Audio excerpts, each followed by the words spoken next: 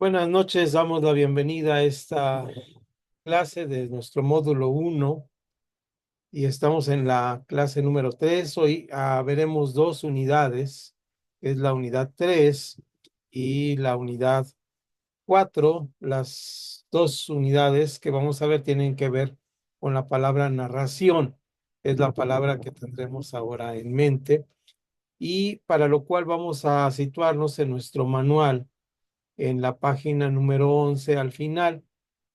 Eh, y ahí tenemos la primera lectura de lo que vamos a ver hoy y vamos a ir avanzando poco a poco en esta lectura, ir viendo qué es lo que tenemos ahí.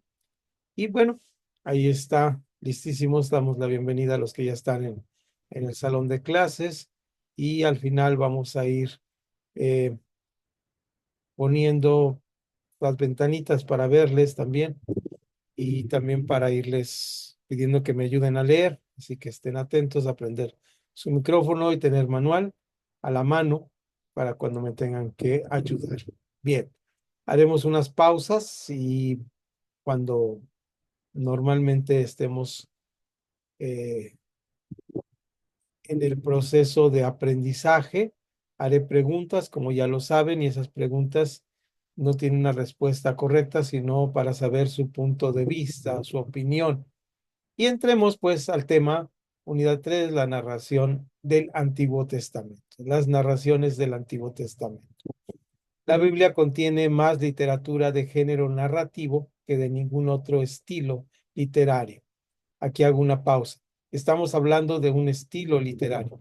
Cuando hablamos de un estilo literario, quiere decir que cada lectura que vamos a hacer tiene diferentes estilos. Los estilos literarios, en términos generales, podemos dividirlos así en grandes rasgos, en lo que sería la prosa, ajá, que sería todo aquello que se escribe en párrafos, y la poesía, que es aquello que se hace con cierta métrica o cierto estilo de poesía. Dentro de esto, pues hay subgéneros, pero generalmente estamos aquí con el estilo que llamamos las narraciones del Antiguo Testamento. Seguimos leyendo después del punto y seguido y dice, los siguientes libros del Antiguo Testamento están compuestos en su mayor parte o completamente en el género narrativo. Aquí vamos a decir que hay partes de este género en los libros, la mayor parte, y leemos ahí los libros que vamos a leer.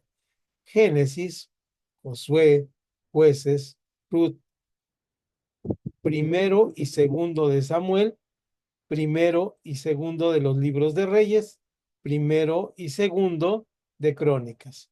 Noten ustedes que estos son masculinos, los primeros y segundos, porque son libros, y no así en el Nuevo Testamento, que son cartas, y ahí son femeninos, primera y segunda de Corintios. Por cierto, ¿cómo les fue en primera de Corintios? Quien tuvo oportunidad de leer, pues aprovecharon este libro de primera a los Corintios. Ahí tenemos también Esdras, Nehemías, Daniel, Jonás, Ageo. ¿Mm? Además, ¿por qué pone además aquí nuestro manual? Porque estos libros están compuestos de varios géneros literarios. Además, tenemos el libro de Éxodo, cambiamos de página, Números, Jeremías. Hoy vamos a tocar ahí un punto en Jeremías importante, Ezequiel, Isaías y Job. También contienen gran cantidad de porciones narrativas. Gran porción de porciones narrativas, pero los que están perfectamente eh, puestos como narraciones serían los primeros que leímos en la página 11 anterior. Haremos un énfasis muy importante en una narrativa que es totalmente narrativa, eh, un hermoso libro que es el libro de Ruth. Bien, eh, en el Nuevo Testamento, partes extensas de los cuatro evangelios y casi todo el libro, de hecho, son narrativas también. ¿Mm? La narrativa es aquella donde se está contando una historia. Narrativas famosas de la literatura. Bueno, en un lugar de La Mancha, vine a Comala porque aquí me dijeron que vivía un tal Pedro Páramo. Esas son narrativas interesantes, o como la del Principito, son narrativas. Esas son narrativas en la literatura. Tienen ciertas características que ahora vamos a ver. En la semana que está por concluir, hace 8 días, me tocó compartir en la comunidad de fe donde yo asisto y estuvimos leyendo y prediqué sobre el libro de Efesios que ya había predicado allá en la iglesia de Pastor Moy, de Pastor Aisi, el mismo tema, porque yo tengo una costumbre desde hace algunos años, yo creo que un poquito antes de que empezara a dar aquí Priscila, es decir, más de 4 años, posiblemente 5. Esto nos remonta antes de la pandemia. Eh, y esta costumbre es que cada periodo del año le dedico 1 o 2 meses a la lectura de un solo libro de la Biblia. Durante todo mi devocional diario leo el libro varias veces y es un libro pequeño, grande, dependiendo, Antiguo o Nuevo Testamento, dependiendo lo que el Espíritu Santo me guía. Y había terminado con el libro de Efesios. Este mes, que ya me pasé mucho tiempo en el libro de Efesios, pasé a un libro maravilloso que es Filipenses.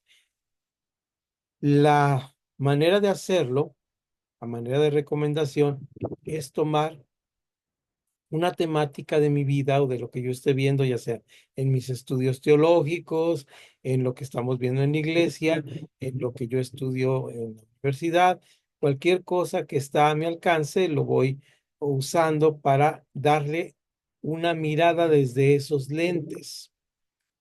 Hago este paréntesis aquí en lo que estamos leyendo. Qué bueno sería que nuestro curso de interpretación de la Biblia pudiéramos leer lo más posible la Biblia y se nos hiciera un verdadero hábito. Y leerlo así, libros enteros. Les mandé esta carta de Filipenses, que es la que ahora estoy leyendo, y ahora lo estoy leyendo con un enfoque. Ya leí Efesios con otro enfoque, prediqué allá en la Iglesia de México, prediqué aquí en mi propia comunidad de fe, en 2 sermones, lo partí aquí en dos partes, y el énfasis era hacer una lectura con mis lentes puestos de una perspectiva, desde ahí leer. Ujú. Lo vamos a ver cómo cuando yo veo esto, lo veo con otros ojos. Yo mencionaba el domingo algo interesante, les decía, y mi ejemplo para arrancar la prédica fue, imagínense que ustedes tienen un rompecabezas y ese rompecabezas es de cierto número de piezas, no sé de cuántos rompecabezas. ¿Ustedes han armado rompecabezas? Me voy para acá para verles. A ver cuántos estamos aquí en la galería y les veo, bueno, algunos prendidos arriba, otros apagados. También los apagados pongan dedito arriba los que han eh, armado rompecabezas en alguna parte de su vida. ¿Eh? ¿De cuántas piezas? A ver, cuéntenme, por favor. De muchos, Rocío, de muchos también. Ok, bien. Edith, ahí también vi que alzaron su mano. Todos, Detalles. todos hemos armado rompecabezas, ¿verdad? Imagínense que va a armar un rompecabezas y solamente tiene 3 piezas. ¿Cómo se verían los rompecabezas? Aunque sea de los que yo armo rompecabezas de 10 piezas o de 12 piezas, pues se vería raro, ¿no? Rompecabezas de pocas piezas. Entonces, ahí ustedes pueden ver cómo estos rompecabezas a veces tienen que tener piezas suficientes. Regreso a la vista para que grabe. Entonces, fíjense ustedes, qué interesante es esto que les estoy platicando. Yo comentaba el domingo que imaginémonos que nuestro rompecabezas solamente tenemos 3 piezas. No sería agradable armar un rompecabezas de 100 piezas o de 200 piezas, solamente tener piezas, 3, 5 piezas, 10 piezas, 20 piezas. Entonces les decía, ¿Saben ustedes cuántos versículos tiene la Biblia? Por ahí debe haber el dato si le pregunta a la inteligencia artificial o a Google o a algún libro de consulta, de cuántos versículos tiene la Biblia, pues a veces nos diría, yo no sé cuántos tiene. Entonces, imagínense que tiene, es un rompecabezas o una figura, la Biblia completa o el Nuevo Antiguo Testamento de no sé cuántos son esos rompecabezas piezas grandes de 2000 piezas, de 5000 piezas. Imagínense usted que solamente tiene el 10% de las piezas. Pues sería un rompecabezas incompleto. Entonces, lo que nos pasaría, les decía a los hermanos, porque cuando empecé a hablar, una de las personas me dijo, de cuál va a ser el versículo de que vamos a hablar. No, va a ser del libro que vamos a hablar. Voy a predicar del libro de Efesios. Entonces, no estamos acostumbrados a eso, estamos acostumbrados a partecitas, ¿no? Por ejemplo, una narración muy interesante, lo menciona aquí, leímos un profeta en donde inicia la segunda hoja 12, dice Números, Jeremías. Jeremías tiene narraciones extraordinarias. No sabemos algunas de estas narraciones. Vean ustedes, vamos a abrir nuestra Biblia, si lo abre la mitad, a veces le sale Jeremías o Salmos, por ahí, lo busca rápidamente y aquí lo separé para leerlo y un pasaje muy interesante es Jeremías 33. En este Jeremías 33 está hablando, Jeremías recuerdan que es el profeta del cautiverio, que lo van a llevar al cautiverio, se lamenta después de esta situación y vean ustedes cómo en esta situación de lamento el Señor les da promesas bien grandes. Hay un versículo que es versículo, esa es la pieza de rompecabezas que tenemos, Jeremías 33:3. De hecho, he oído por ahí que dicen ¿sabes cuál es el teléfono de Dios? El Jeremías 33:3. ¿No han oído esta frase? Es bonita, ¿no? Es interesante. Pero vean ustedes ahora lo que dice, vino palabra de Jehová a Jeremías, segunda vez que le viene palabra estando él aún preso en el patio de la cárcel, diciendo, estaba preso en el patio de la cárcel porque dijo que los iban a llevar al cautiverio porque habían pecado y Dios les iba a castigar con el cautiverio. Así ha dicho Jehová que hizo la tierra, Jehová que la formó para afirmarla. Jehová es su nombre. Clama a mí y yo te responderé y te enseñaré cosas grandes y ocultas que tú no conoces.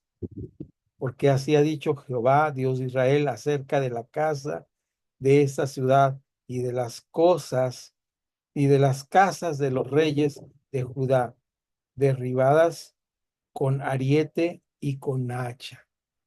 ¿Cuáles eran las cosas ocultas que no conocían que se iban a derribar sus casas? Si no leemos y lea, porque luego viene partes muy hermosas donde ellos van a ser llevados al cautiverio y el Señor les promete que los va a regresar, que si se vuelven a Él los va a restituir. Así ha dicho Jehová en ese lugar del cual decís que está desierto, sin hombres y sin animales, en las ciudades de Judá y en las calles de Jerusalén. Es decir, los van a llevar, van a dejar vacías sus ciudades de esta soledad, sin hombres y sin morada y sin animales, ha de oírse una voz de gozo y de alegría, voz de desposado y voz de despojada, voz de los que digan, alabad a Jehová de los ejércitos, porque Jehová es bueno, porque para siempre es su misericordia. Voz de los que traigan ofrenda de acción de gracias a la casa de Jehová, porque volveré a traer los cautivos de la tierra como al principio ha dicho Jehová. Estas son las cosas grandes y ocultas que no conocían, que aunque iban a ser llevados a cautiverio, el Señor les iba a traer de regreso. Entonces, cuando nosotros solamente nos quedamos con una parte pequeña de la escritura, decimos, no, pues es que el Señor me va a enseñar porque me va a enseñar cosas grandes y ocultas que no conozco. pero esas cosas grandes y ocultas en una narración era esto que estaba pasando en la narración que estamos escuchando. Entonces tendremos que tener cuidado en la interpretación que hagamos de las escrituras. ¿Mm?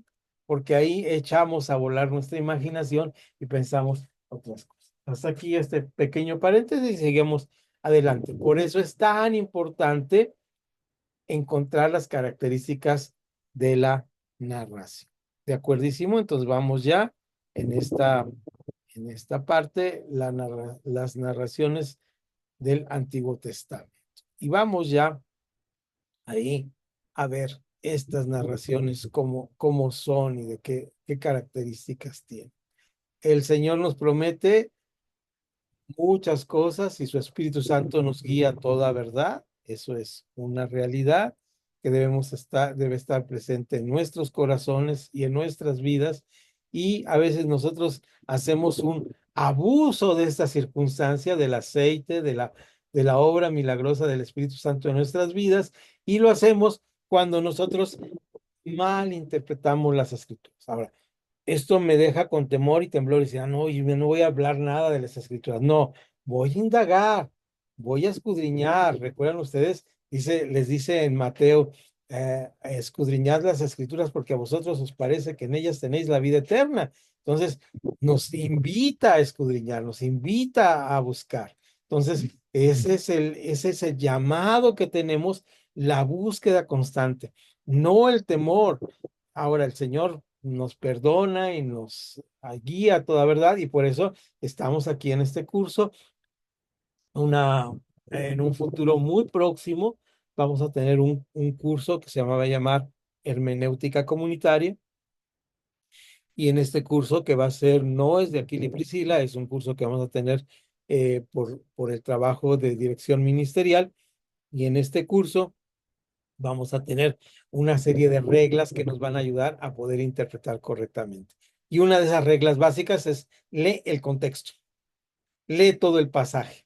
No te quedes con Jeremías 33:3. Es hermoso, el Señor nos enseña cosas ocultas que no conozco, pero esas cosas ocultas están en una parte importante de la narración. ¿De acuerdísimo? Entonces vamos, por favor, a, a la, al inciso A, allá abajo, y ahora sí, Igual el maestro. adelante. ¿Alguna pregunta? Mira, no digas barbaridad. No digas barbaridad. Corta la mosca, hombre. No digas ferrada. Pero yo estoy A ver, viendo que no sé si es pregunta o se está metiendo algo de... tenemos que ir por el canal. Canal. Sí, Aparte, ¿no? Trae la bolsa. la bolsa ya está en la bolsa. A ver, ¿Me das tu pedazo? tengo un micrófono que me está Pero moviendo. ustedes, No, la bolsa quiero. Ay, no, no, no.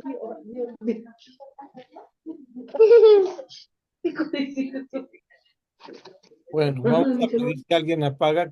¿Ya vieron quién está con el micrófono encendido? Por ahí le avisan. Ahí en el chat, por favor. Ok, gracias, gracias, gracias. Es que se mete el ruido. Entonces, vean ahí, ya estamos en la página 12. De acuerdísimo, ahí estamos.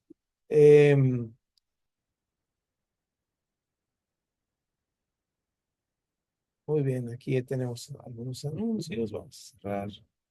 Y estamos listos para la parte A, las características de las narraciones. Vamos a ver cuáles son sus características y las vamos a ir leyendo.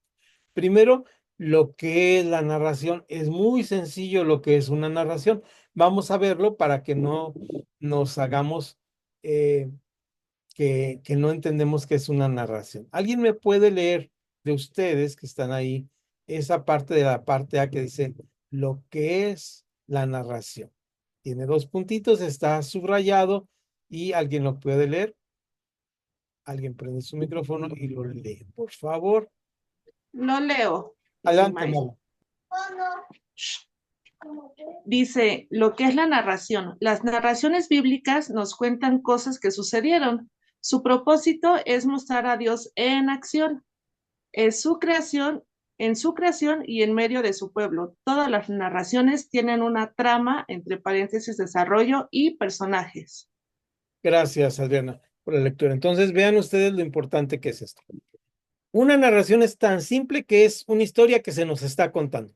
Nada más ni nada menos. Entonces, tenemos que tener en mente cuando voy a leer la narración de Jeremías 33, es algo que está pasando en cierto momento y es una historia que tengo que entender toda la historia. No puedo ver una sola parte de la historia, sino tengo que ver toda la historia, conocer toda la historia. ¿De acuerdísimo? Entonces, para esto tenemos que si tiene alguien falla en internet, no se apure, por ahí puede apagar su cámara, puede escuchar mejor, aunque esté escuchando, si no ya sabe que dejamos grabado. Ujú. No hay ningún problema. Entonces ahí estamos con lo que es la narración. Ujú. Entonces este es la narración. Ahora vamos a ver lo que no es la narración. Eso lo tenemos que tener en mente bien, bien atento, lo que no es la narración. Para entenderlo bien, vamos a irnos de dos en dos desde las rayitas, ¿de acuerdo? Entonces vamos con las primeras dos. ¿Alguien más me lo lee? Las dos primeras rayitas, lo que no es la narración. Prende su micrófono o levanta su mano y le da. Dios bendiga. Adelante, Sí, mira. maestro, yo lo leo. Adelante. Lo que, Adelante. lo que no es la narración. Las narraciones del Antiguo Testamento no son solamente historias sobre las personas que vivieron en la época del Antiguo Testamento. Las narraciones del Antiguo Testamento no son alegorías, ni historias con significados ocultos. Las narraciones no responden todas nuestras preguntas sobre un tema dado. La Biblia misma no dice cómo Dios hace la mayoría de sus obras milagrosas. Las narraciones del Antiguo Testamento no siempre enseñan directamente, aunque las narraciones del Antiguo Testamento no dan siempre necesariamente una enseñanza directa, a menudo ejemplifican lo que se enseña directa y categóricamente en otro lugar. No se pueden interpretar las narraciones de modo tan detallado como si cada una de sus partes, sucesos, descripciones o declaraciones tuviera un mensaje especial para el lector, independientemente de las otras partes. Gracias, gracias. Excelente. Ahí tenemos todo el proceso. Déjenme, podemos.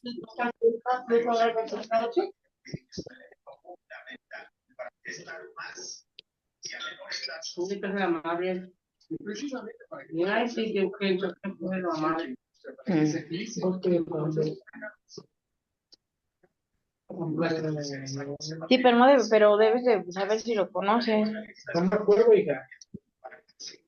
Marlene, ¿puedes apagar tu micrófono, por favor? Perdón. Gracias, te agradezco. Si es que está entrando ahí ruido. Gracias. Ok, entonces vamos a regresar. Vamos a regresar acá. Que me cambien el sistema operativo y me mueven el tapete. Bien. Entonces ya ahí nos hicieron favor de leer lo que no es. ¿Qué les llamó la atención de lo que no es? Vean ustedes que dentro de lo que no es hay algo que dice no son alegorías. De hecho, tiene un numerito 9 y abajo, si leen ustedes, dice que es una alegoría. Es una comparación directa y extendida donde cada elemento de la historia tiene un significado. Cada elemento de la historia tiene un significado. Eso es una alegoría. Ojo, no se confunda usted con lo que es una parábola. Ujú. Las vamos a analizar más adelante porque es un género literario que estaba muy bueno en los tiempos de Jesús y estaba ahí viéndose cómo era. Pero la comparación no era comparación, sino era ejemplo. La alegoría, note usted lo que dice ahí, la alegoría es donde cada cada parte de la narración tiene un significado específico. Hay alegorías que se dan a lo largo de la Biblia, por ejemplo, decir, a ver, ¿qué significa? Voy a poner un ejemplo, las piedrecitas que le puso la onda a David. Hasta hay una canción, ¿no? De tantas piedrecitas que juntó David y con esas golpeó al gigante Goliat. Entonces, ¿qué son las piedrecitas? Yo una vez escuché una predicación muy emocionante, muy larga, de lo que significaban los camellos cuando van a recoger a una de las esposas de uno de los patriarcas. Muy buena, pero bueno, no necesariamente una narración tiene que ver con alegorías. Ahí vimos una lista larga de todo lo que significa lo que no son las narraciones. Ahora vamos al siguiente punto, ya una vez aclarado esto, porque es importante que nosotros entendamos esta parte. Y esto lo vamos a ir viendo de esta manera. Veamos algunos principios a tener en cuenta para la interpretación de la narración. Una narración del Antiguo Testamento por lo general no enseña directamente una doctrina, subrayando la palabra no y doctrina. No necesariamente. En este sentido, no enseña necesariamente ni directamente una doctrina. Eso es importante. Si hay doctrinas en las narraciones, pero no necesariamente enseña una doctrina. Una narración del Antiguo Testamento usualmente ilustra una doctrina que enseña con un mandamiento o principio en otra parte. Ejemplifiquemos esto. Hay una doctrina que dice que el hombre fue creado a imagen de Dios para vivir en armonía y encuentra al otro igual a él, pero diferente en su pareja, ¿verdad? En la pareja, y Dios establece algo que es en el libro de Mateo, que dice, en el principio creó Dios al hombre y como varón y mujer, y estos serán una sola carne, refiriéndose a lo que ya ha dicho antes en el Antiguo Testamento en su creación. Bien, sin embargo, podría haber una narración que dijera lo contrario. Ahorita lo vamos a ver adelante. Pero hay narraciones que afirman esto y cuando sale uno de la voluntad de Dios, cuando uno comete pecado, está expenso a recibir el justo castigo como el pueblo de Israel. Lo leímos en Jeremías 33, ¿verdad? Que dijo, pecaste, vas a salir de la gracia de Dios. Entonces, hay una narración en el Antiguo Testamento y habla de David. David comete adulterio, comete una falla y todo esto le trae muchas consecuencias. Esta es la narración. No es una doctrina porque la doctrina ya está en una parte donde sí está en una doctrina, pero es ahí una ilustración de una doctrina que se enseñó en otro lado. Las narraciones informan lo que pasó, no necesariamente lo que debió haber pasado, ni lo que debe pasar todo el tiempo, ¿verdad? Si estoy leyendo la narración, lo he puesto como ejemplo, muchas veces iba Jesús y llegó el chaparrito así y se subió al sicómoro, no quiere decir que cada vez que vea un árbol sicómoro me voy a subir al árbol, ¿verdad? No es esa la opción ni la intención de una narración. Por lo tanto, no todas las narraciones tienen una aplicación moral identificable. ¿Qué es moral? Ya lo vamos a ver más adelante en los cursos que vamos a estar viendo. Pero la moral, para que nos quede claro, es la regla que todos asumimos como sociedad, ¿verdad? Entonces, todas estas reglas, pues, son lo que ahora tenemos como, pues, no robar, no, no hablar groserías. Eso sería lo moral que tendríamos nosotros en una comunidad de fe. Entonces, no necesariamente una narración habla de esto. No podemos basar nuestra narración para afirmar una actitud moral. Eso se construye desde otro lado. ¿Alguien me ayuda con el 4 y el 5 nada más, por favor, a leer? Bendiciones, hermanos. Yo leo, hermano. Adelante, pastor. Dice, lo que los personajes de las narraciones hacen no es necesariamente un buen ejemplo para nosotros. Con frecuencia es precisamente lo opuesto. La mayoría de los personajes de las narraciones del Antiguo Testamento son imperfectos y sus acciones lo son también. Ok, entonces no necesariamente son ejemplos a seguir. Una narración no es un ejemplo a seguir, ¿verdad? Judas se ahorcó. Ah, es un ejemplo a seguir, ¿verdad? Entonces no es un ejemplo a seguir. Obviamente hay actitudes negativas en esto. Aprovechando que estás ahí, pastora, Ivette, ¿me puedes seguir ayudando con lo siguiente? Sí, Número, claro nada que más el sí. siguiente. El número 6, ¿verdad? Sí, por favor. Sí.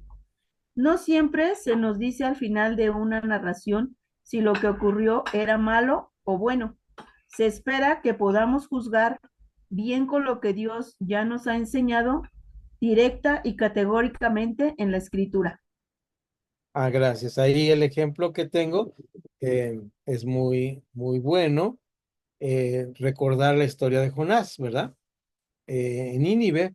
Entonces recordamos ahí cómo, qué pasó con esta historia, porque ahí lo interesante es que Jesús salva a un pueblo que no es judío.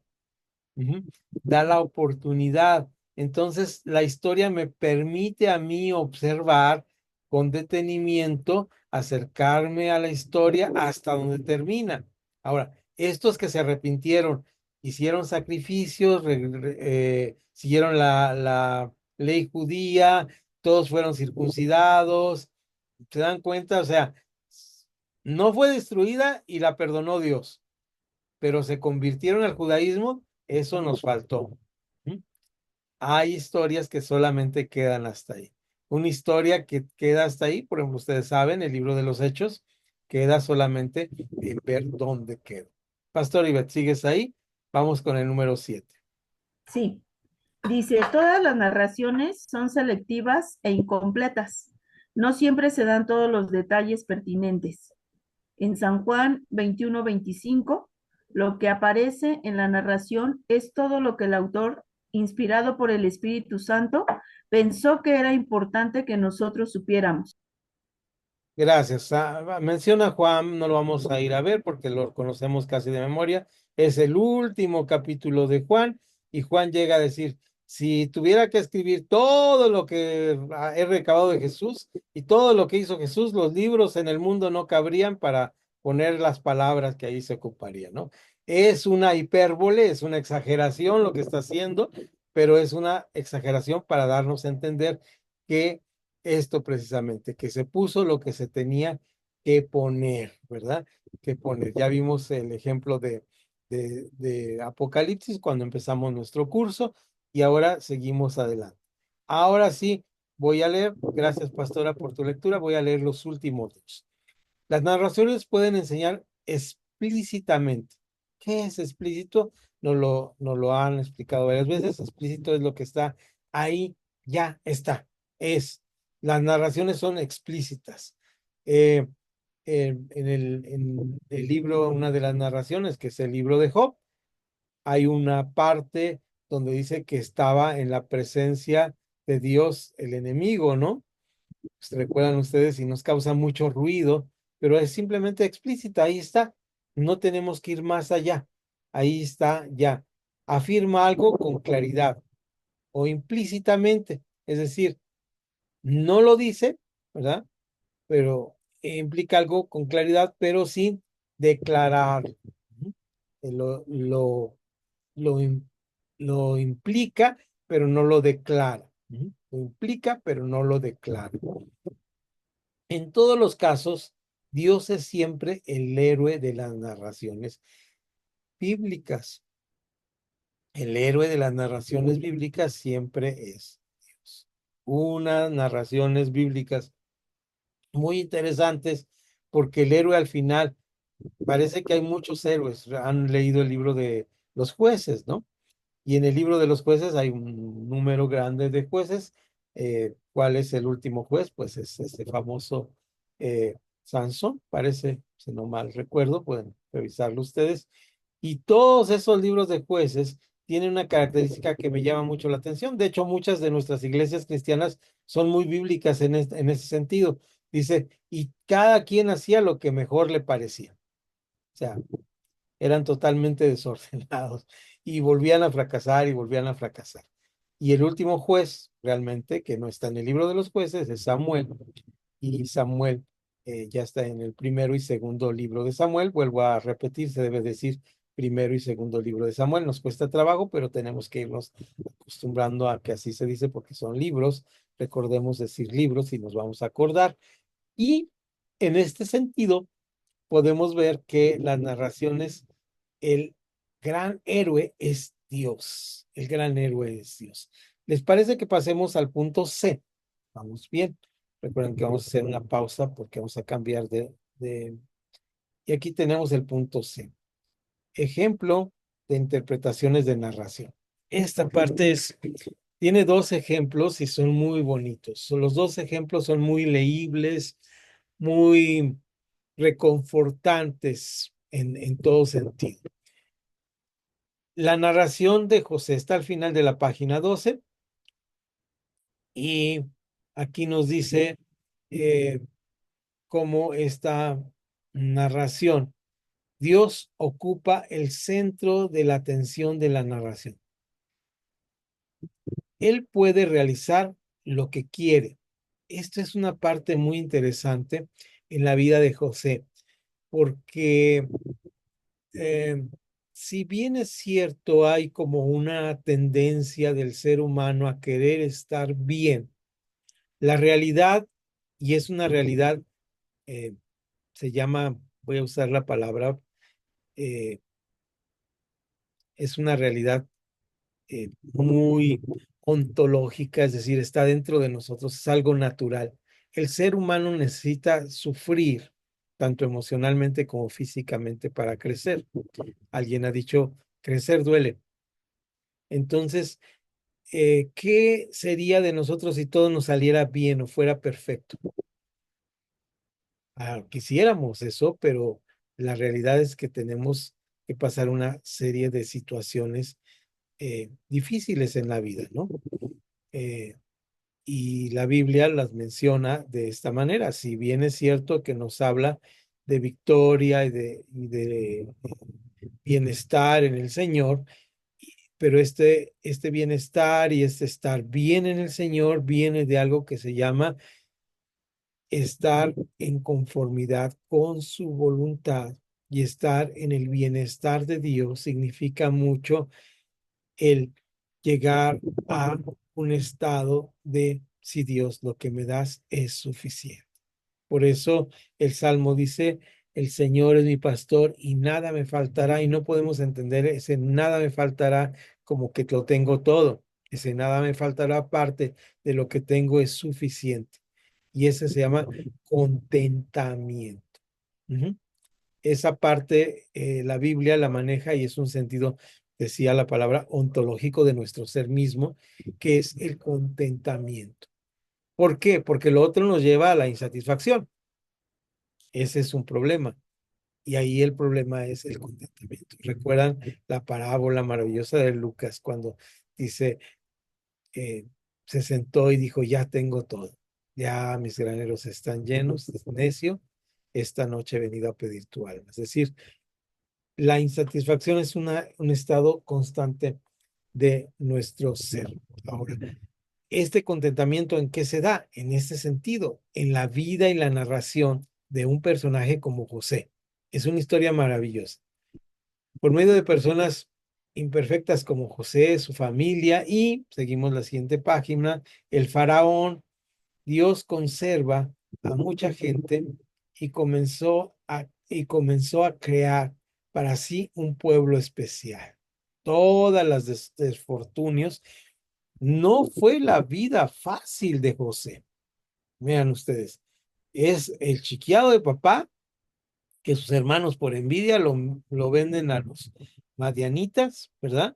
a los ismaelitas y es llevado a cautiverio, está sirviendo primero en la casa de Potifar, es, sí, sufre una cosa que no era verdad, que es que la esposa de Potifar lo desea sexualmente, él se rehúsa por su moral, ahí otra vez, la moral que tenía de sus papás, de su familia, entra en juego y entra algo que se llama el ethos, perdón por las palabras, ya las explicaré más adelante, que es la ética personal que cada uno de nosotros tenemos. Y esa historia es maravillosa porque ante una situación de moral diferente, se ve expuesto, esto es una lectura, ¿verdad? Podemos decir a la historia, se ve expuesto a, a este escarnio, ¿verdad? A este injurio que es decir mentiras acerca de él y es echado a la cárcel, viene lo del copero del rey, lo del panadero del rey, viene lo de los sueños, viene lo de las manos que regresan, es decir, es una historia que son de esas historias que lo atrapan a uno. De hecho, es como cuando uno va a un libro y va al capítulo llamado José y se lo pone aparte y se sienta aquí, prende su lámpara y lo empieza a leer y no puede dejarlo de leer, aunque lo haya leído muchas veces y sigue aprendiendo. Es una narración maravillosa, pero el gran héroe de la historia es Dios. Dios que tiene algo que se llama provisión, algo que se llama predeterminación de parte de Dios. Dios sabe todas las cosas. Aquí viene una parte teológica que me voy a meter por unos segundos porque es interesante. Esta parte teológica se llama, para Dios no hay presente, ni pasado, ni futuro. Dios vive un presente continuo. Esto es maravilloso porque no podemos entender un Dios si no es eterno y si no vive en presente continuo. Y en este presente continuo Él no tiene necesidad de la profecía, ni de que se cumplan todas las cosas, ni ganarle al diablo, simplemente vive en un presente continuo. Y en ese presente continuo, Él es Señor de la historia. Y desde aquí tenemos el concepto histórico del cristianismo, un concepto histórico donde todas las cosas están en las manos y presencia de Dios. Bien, una vez que me metí en esto de recordar la historia de José, pues les invito a que lo leamos. Ahora, yo sé que no iba a haber tareas en este curso de Aquila y Priscila, y qué bueno que no hay tareas porque las semanas se vienen así abrumantes, pero miren, voy a mandarles el libro. No, esta vez no les voy a mandar, les mandé el Filipenses, ¿verdad? Por si lo querían leer por párrafos. ¿Qué les pareció? Comentarios de esto mientras me preparo para hablar de Ruth, porque es emocionante hablar de Ruth. Vamos a ver quiénes recibieron, por lo menos vieron, por lo menos aunque estén con la cámara apagada, me ponen a su dedito, vieron que les mandé un libro que se llamó Filipenses, ahí al grupo. ¿Quiénes lo vieron? O no, pasado de noche, ¿por ahí lo vieron? ¿Tuvieron chance por lo menos abrirlo? ¿Sí? Por ahí. Bien, veo algunos deditos. Véanlo, vean cómo está por párrafos, que les dé curiosidad de leer por párrafos sin versículos. Es interesante leerlo. Sentarse y leer un libro es algo hermoso. Pocos libros tenemos oportunidad de leerlos. Entonces, es maravilloso. Ahora, la tarea para la siguiente semana, que no es tarea, sería interesante no lo voy a mandar, sino en el formato que tienen ustedes. Busquen el libro de Ruth. Es un libro que yo pienso que se lee rápido, no sé, este, este, cuando uno termina jueces, pues termina así como qué pasó con esto. Y quisiera ya ver otra historia. Y la Biblia nos pone ahí un pequeño librito que históricamente no sabemos si está ahí o no, pero es un libro pequeñito después de jueces. Y aparece ahí, pues, en mi Biblia son una, dos, tres, cuatro hojitas, y yo tengo la Biblia letra grandota porque soy cieguito. Y el libro de Ruth es un libro maravilloso. Y Aconteció en los días que gobernaban los jueces. No nos dicen qué periodo porque es un periodo larguísimo, ¿verdad? Inclusive está entre Samuel, entre el primero y segundo libro de Samuel y el libro de jueces. Por eso está ya puesto. Y lo que tenemos aquí, fíjense bien, cuando yo leo esta parte, lo primero que me viene a la cabeza, ya que he leído varias veces el libro de corrido y he leído el libro de Ruth varias veces, lo primero que me viene a la mente es un telón, estar yo sentado en un teatro. ¿Verdad? Voy a poner aquí para que ustedes se sienten en el teatro. La otra vez lo descubrimos y está bonito aquí en el teatro.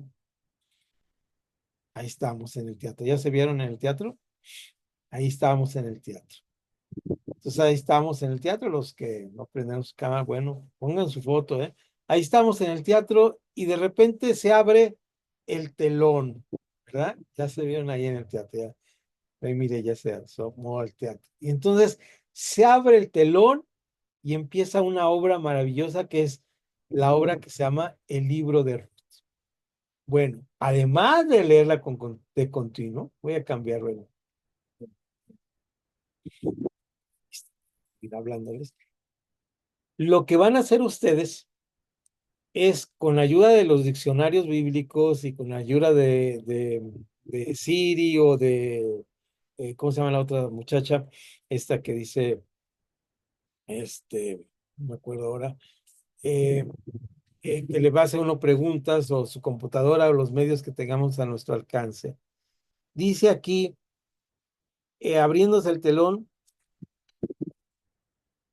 resulta que en el tiempo de jueces que hubo hambre en la tierra y un varón de Belén, de Judea. Y lo primero que va a hacer ustedes es me va a separar todos los nombres, porque todos los nombres tienen un significado, ¿de acuerdo? Y este significado es el que le está dando sentido a la historia, porque las historias son contadas con sentido de los nombres de las personas que están ahí. Cada uno de los nombres, el nombre de Ruth significa algo, el nombre de Noemí significa algo. Todos los nombres tienen un significado.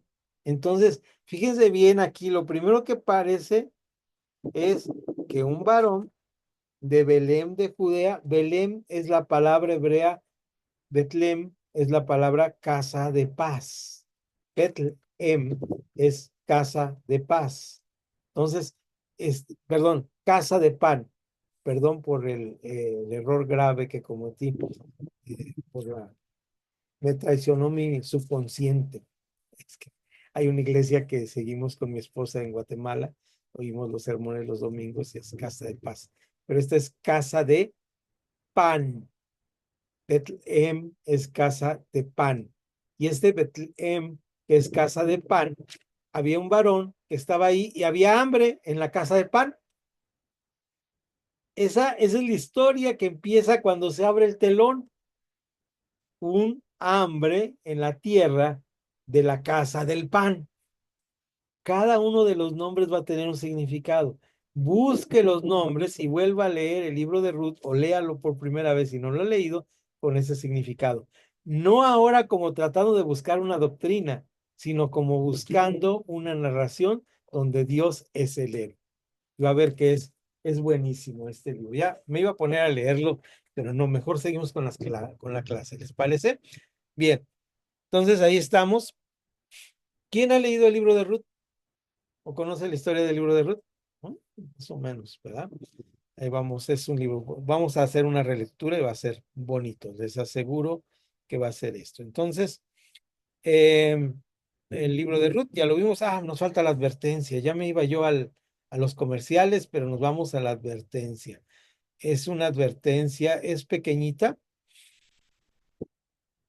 No leímos lo del libro de Ruth, pero se los leo rápidamente. La narración dice que Ruth se convirtió a la fe en el Señor Dios de Israel. Es decir, eh,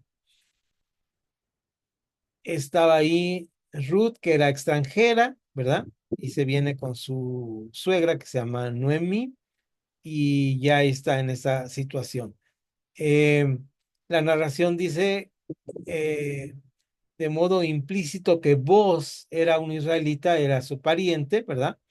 Que guardaba la ley de Moisés, aunque muchos otros israelitas lo hacían. Ok.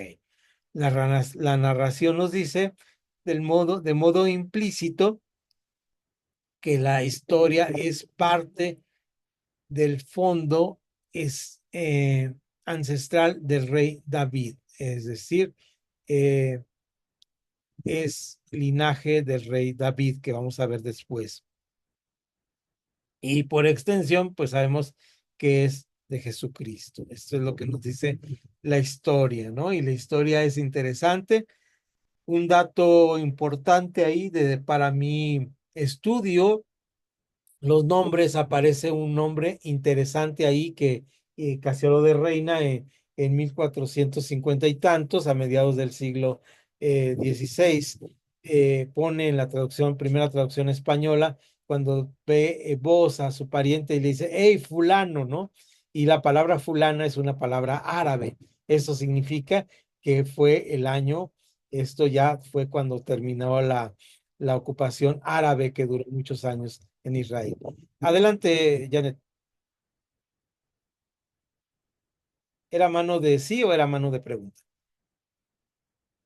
No te veo, deja voltear mi... Era mano de sí. Ah, ok, gracias, perdón.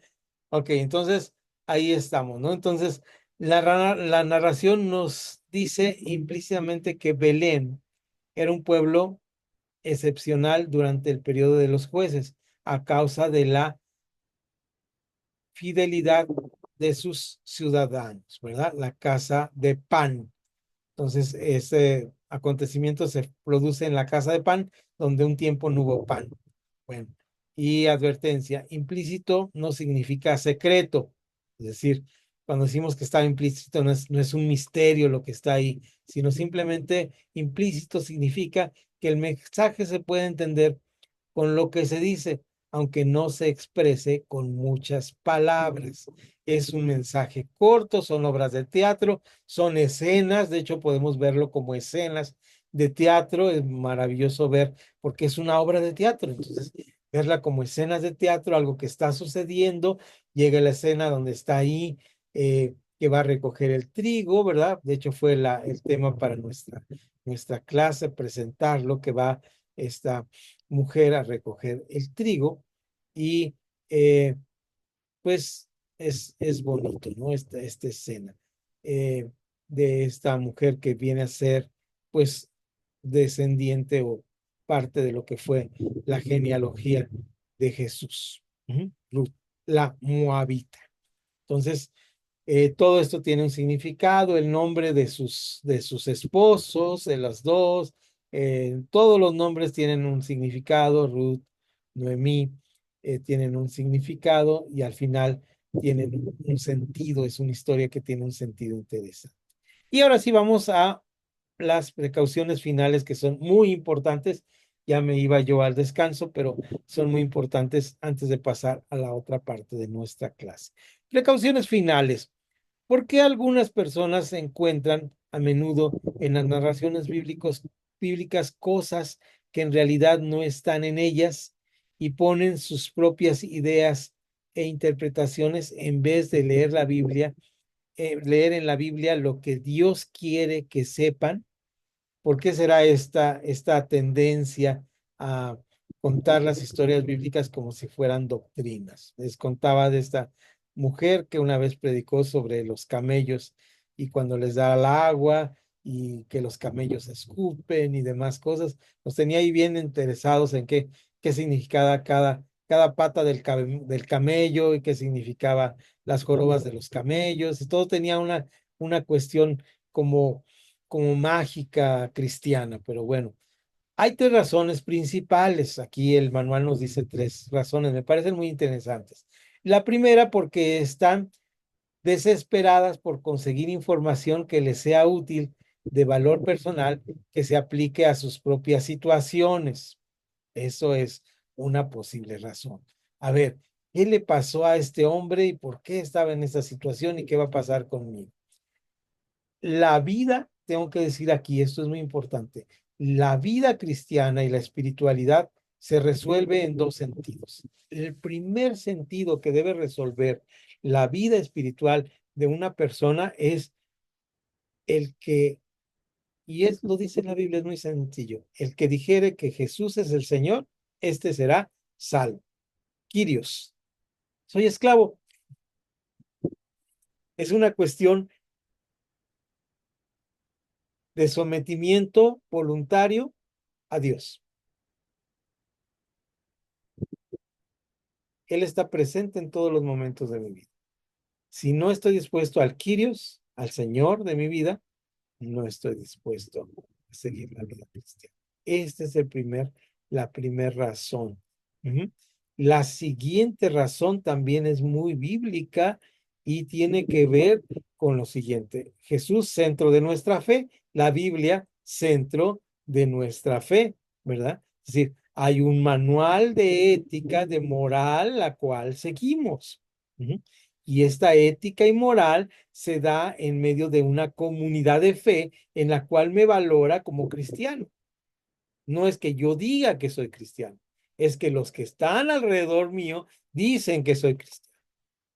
Es decir, yo lo he dicho en nuestra junta de pastores, en mi propia conferencia de mi denominación. Hermanos, si el hermano que está pidiendo incorporarse como pastor no es capaz de decirnos, aquí están mis referencias donde trabajo, de mis vecinos, para que vayan y pregunten si soy cristiano, ya no digamos a su esposa o a sus hijos, ¿verdad? A ver, pregunten, a ver, hermano, ¿aún es cristiano? Sí, yo soy bien cristiano. A ver, páseme el teléfono de su vecina de al lado, de su vecino de arriba. ¿Qué piensa, verdad? A ver, páseme el teléfono de la hermana Raquel, allá donde se queda. ¿Es cristiano cuando está ahí con los hermanos? Da testimonio del cristianismo. Puedo, a los lugares que vaya, es lo que yo a veces pienso. Yo a veces tengo que hacer cierta función por mi trabajo secular de que es de editor de libros, de ir con ciertas personas. Tengo la libertad de decirle a mi esposa, vamos a ver a este cliente, o tengo que ir a escondidas. O sea, ese es el testimonio de fe. Esa es la vida cristiana. ¿Quién me valida como cristiano? La comunidad de fe. La comunidad de fe. Y esta comunidad de fe me hace permanecer en la presencia del Señor. En la presencia del Señor. En ese sentido, tenemos que ir caminando en no tener problemas con andar buscando en las narraciones bíblicas algo que tenga que ver con nuestra situación. Segunda, son impacientes. Quieren sus soluciones ahora mismo, en este libro y en este capítulo, ¿verdad? Saben la técnica famosa del dedo para leer la Biblia, ¿no? San Mateo, dame buena puntería. Y pam, aquí lo pongo y ya ahí, eso me va a hablar hoy Dios, ¿verdad? Hoy me va a hablar a Dios aquí cuando dice, han reunido el dinero que se halló en la casa de Jehová. ¿Qué dice eso a mi vida? No, no es así. Veo todo el segundo libro de las crónicas, me entero de la situación de Israel. Es una narración, lo habría que crónicas, pero pude abrir en cualquier parte. No puede hablar Dios así de esa manera. Recuerden ustedes una máxima de interpretar la Biblia. Una máxima de interpretar la Biblia. Cuando yo digo, esto lo dice en la Biblia, tengo que decir, ¿dónde lo dice y por qué lo dice? No puedo decir, ay, la Biblia dice que esto. ¿Ah? Tengo que decir, ¿dónde lo dice y por qué lo dice el contexto? Entonces, estemos atentos a esto y no queramos esa inmediatez de la revelación divina. Recuerden ustedes Proverbios 4 que dice, la vida del justo es como el camino, perdón, dice el camino, no dice la vida, dice el camino del justo. He oído muchas veces que decimos la vida, pero yo no he encontrado ninguna versión que diga la vida. Dice el camino del justo es como la luz de la aurora. El caminar en la vida cristiana es como la luz de la aurora, que va en aumento. Hay momentos de sombras, hay momentos de angustias, pero llega un momento en que la vida es perfecta. Por eso el libro que les mandé de Filipenses es tan interesante, porque en este libro parece que Pablo al final de la vida, porque ya va a estar listo para que lo maten, se está preparando para que lo maten, para que le den su veredicto de Pablo, vamos a matar. Él dice, ya, estoy listo, ahora sí pueden seguirme, ya creo que alcancé este nivel. Entonces, tenemos que ir en búsqueda de este nivel. Tercera, es, esperan equivocadamente, o sea, esperan, pero están equivocados, equivocadamente, que todo en la Biblia se aplique directamente como instrucción a su propia vida. Es decir, dicen la palabra de Dios, toda la escritura es útil para enseñar. Eso es una realidad, pero para enseñar dentro del contexto literario que estamos viendo. Para evitar esta tendencia, se deben considerar 6 errores de interpretación más comunes en que la gente comete al buscar respuestas en alguna parte de la Biblia, principalmente en las narraciones. Y aquí están las 6 razones. Alegorización. ¿Qué significa? Buscar siempre. ¿Qué significa aquí los 5 ríos o los ríos que menciona el Génesis?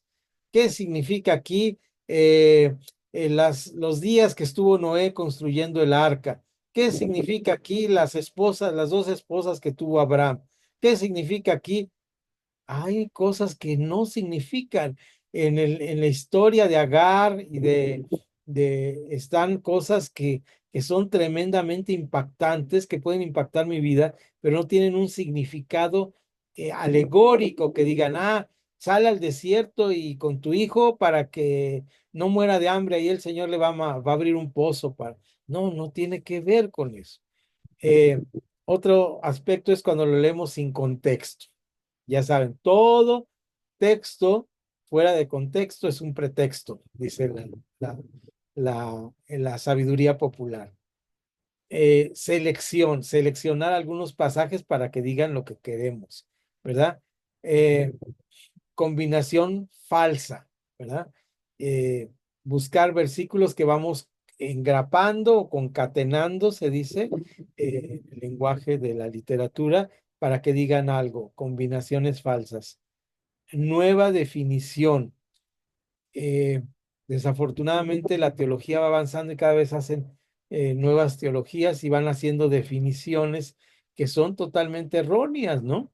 Por ejemplo, actualmente tenemos surgiendo una denominación en Estados Unidos que se llama evangelicalismo, ajá, que dice que solamente los blancos son los poseedores del reino de los cielos y que ellos están llamados para dominar. Se llama la teología de la dominación. Y los que seamos colorcito cartón, pues o nos ajustamos a ellos o nos exterminamos. Así lo dicen. No estoy inventando. Y hay versículos bíblicos que se apoyan para esto, ¿verdad? Y tienen personajes que están ahí muy importantes, pastores que están hablando de esta teología de la dominación en este cuarto de siglo del nuevo milenio. ¿Qué veremos en los 20 años? No sé qué les tocará ver a los jóvenes. Gracias a Dios el Señor viene o me voy, como dice Pablo en Filipenses. Creo que ya, yo espero que el Señor venga, dice Pablo. Pero si no, sé que voy a estar en su presencia. Eso dice en Filipenses. Así yo estoy ahorita. Así que pues ya, ahí les dejo a los de la doctrina de la dominación. Y son evangelistas, ese evangelicalismo norteamericano está haciendo mucho estrago porque está en contra de los gays, y está bien, no digo que está mal, está en contra de la migración, está en contra de muchas cosas, pero entre estas cosas, pues cuando se trata de apoyar o de influir en el nuevo papa, pues ahí están cabildando desde su evangelicalismo, hacen nexos con los católicos para poner un papa que esté de acuerdo a su forma de pensar. Entonces, digo, qué caray. Y todo está en el dominio y en la preponderancia económica, desde el ego.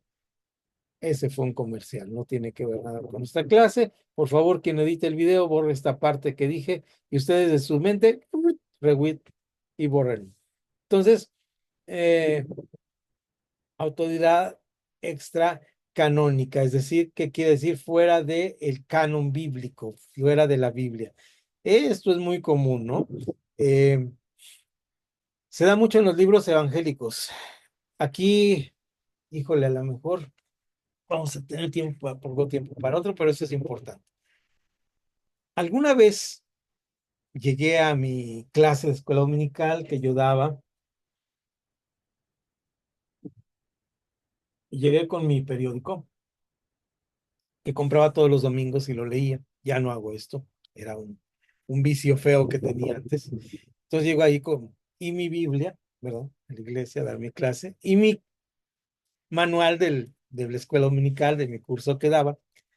Y me detiene un hermano, hermana, no recuerdo, y me dice lo siguiente, me dice, oiga, ¿ese periódico es cristiano? Y que me viene la iluminación del Espíritu Santo. Y le digo, ¿por qué la pregunta? No, nada más porque soy curioso o curiosa. Le digo, pues mira, no hay libros cristianos ni periódicos cristianos. Los cristianos somos nosotros. Los cristianos leemos periódicos o leemos libros. Los cristianos escribimos en el periódico o escribimos libros, pero no hay cosas cristianas. Imagínense usted que diga, mira, esta taza es cristiana. No podemos darle esa característica a la taza. Este cafecito que tengo aquí con lechita es cristiano. Bueno, además está bien cargadito, está bien rico. Quisiera que estuviéramos en clase presencial, invitarles un café aquí de los que hacemos en casa. Pero un día los voy a invitar a casa. ¿Cuántos van a venir a casa? Levanten la mano para a Guadalajara. Ah, tenemos varios. Bueno, invitados. Vamos a tener una clase final de fin de cursos acá en Guadalajara, en Centro Mateo, nuestro lugar de Instituto Bíblico. Y vean ustedes, no es, y se quedó esta persona así, porque es una realidad. Los libros no son cristianos y hay tantos libros que a lo largo de mi corta vida que he tenido que leer, porque algún hermano me dice, hermano, por favor, léame este librito. Acá tengo uno que estoy al final. Es un libro que recomendaría 20,000 veces, pero nunca lo recomendaría como un libro cristiano. Es un libro que está escrito por un gran cristiano. Y si es un cristiano, es de mi denominación. Y este libro, pero yo no diría, es un libro cristiano, ni podría sacar doctrina de aquí. Esto es extracanónico.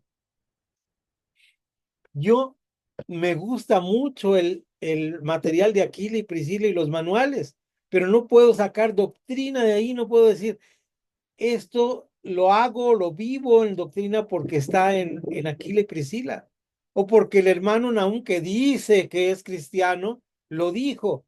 Todo tiene que estar basado en la palabra de Dios. Si no está aquí, no voy a decir que es de la Biblia. Cuando digo que es bíblico, es porque digo dónde está y por qué lo dice. No hay ninguna narración de la Biblia escrita específicamente para usted. El hecho de que alguien haya hecho algo en la historia bíblica no significa que usted tenga permiso u obligación de hacer lo mismo también. Es decir, el deber del cristiano es obedecer. Eso está ahí. Y hacer lo que Dios le pide que haga a través de las escrituras. Eso es la doctrina. Dice, las cosas, de Deuteronomio 29, las cosas que están escritas aquí es para que vivas, para que las obedezcas, ¿verdad? Deuteronomio 29. Ejemplo de lo que no podemos hacer de una narración. No porque algún patriarca israelita tiene dos mujeres, eso me da permiso a mí también en este tiempo a tener dos mujeres a la vez. Ejemplo, Jacob, que tuvo a su esposa Raquel y a su esposa Lea. Aunque usted no lo lea, sabe que hay denominaciones. La pasada herejía norteamericana, que es la religión norteamericana que ya surgió el siglo pasado, se llama mormonismo. salió del cristianismo y se basaban en versículos como estos para tener varias esposas, porque leían la narración como si fuera mandato de parte de Dios. Entonces tenemos que tener eh, cuidado. Manos, pueden apagar sus cámaras, pero antes un ejercicio de mano. Ahora vamos a tener ejercicios de pies. Al fin no nos vemos los pies, ¿verdad? Entonces, vamos a vernos. Primero, fíjense, van a hacer así 10 veces para arriba, poniendo las puntas 10 veces. Cada que esté trabajando, las puntas de sus pies para arriba 10 veces. Luego van a con los talones para afuera 10 veces para que circule la sangre en nuestros piecitos 10 veces. Ahora al revés, de las puntas para afuera 10 veces. Ahora va a levantar su rodilla. Ah, no la alcanzan a ver, pero estoy levantando. Eso sí cuesta más trabajo, ¿verdad? Mis queridas hermanas, manos, a ver, ahí va, ahí va. Ah, ah, 10 veces. Ahora sí, se para por su café y regresa. Puede apagar la cámara, ir por su café y regresar porque vamos a la unidad 4. ¿De acuerdo? Un minuto, medio minuto porque vamos atrasados.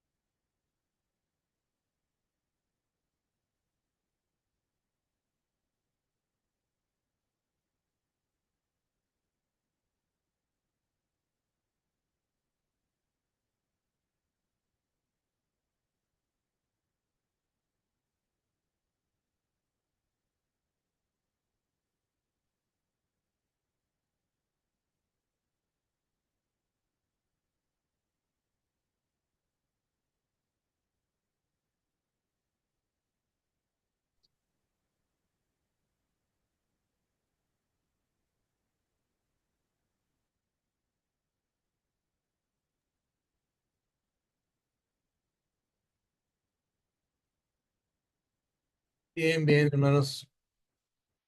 Vamos a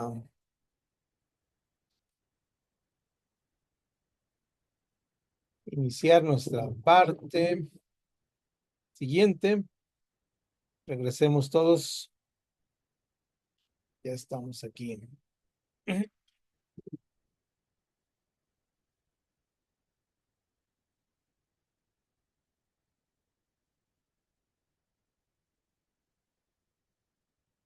Listos.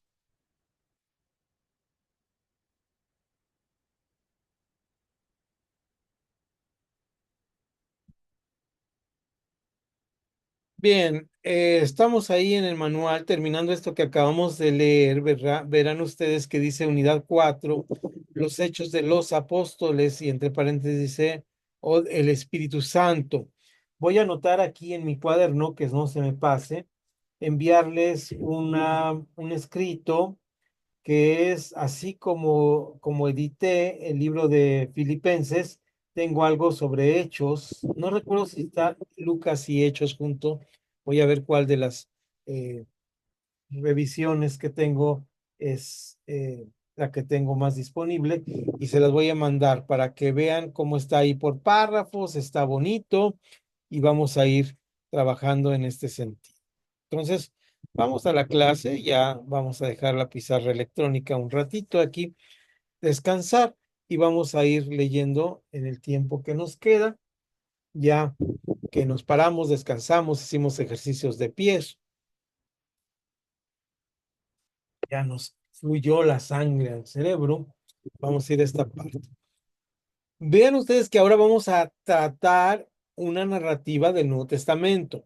Vamos a dejar por un lado los evangelios, los vamos a ver más adelante porque son interesantes. Como verán, estamos viendo la Biblia abuelo de pájaro para abrir el apetito para que nosotros empezamos a leer.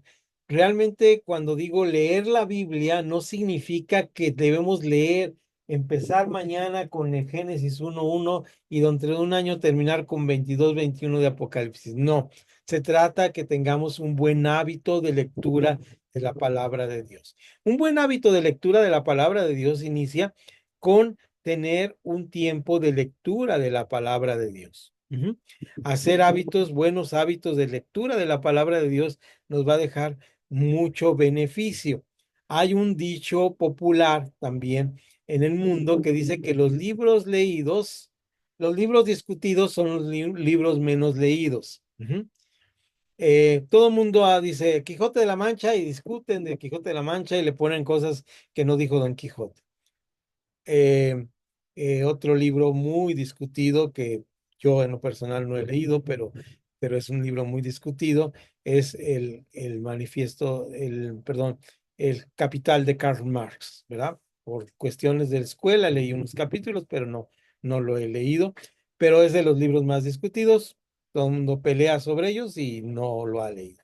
Pero el libro, que es de los libros más vendidos, de los más distribuidos en la historia de la humanidad, es este que tenemos aquí, la Biblia.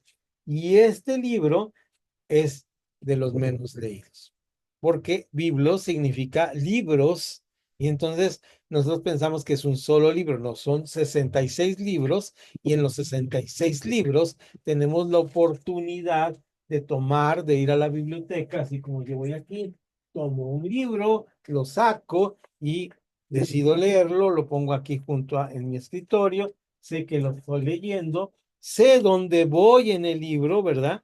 Vean ustedes, inclusive hago anotaciones de lo que me interesa y voy leyendo, tengo un marcador donde yo sé que ahorita en este libro voy aquí y que ya me falta esto poquito. Entonces, de la misma manera, yo voy haciendo un hábito de lectura de esta manera, en mi buró, em, en un cuadernito, ¿verdad? Voy a pedirle a mi esposa que comparta con ustedes una ah, lectura, una hoja de ir palomeando lectura. Le voy a pedir que lo suba y el grupo ya la tengo ahí, que lo suba. Ahorita mismo voy a apuntar aquí. Y bueno, ya vamos mayo, ¿no? Pero no importa, puede empezar en mayo. El año empieza cuando usted quiere, afortunadamente. Entonces puede empezar en mayo, vea dónde va.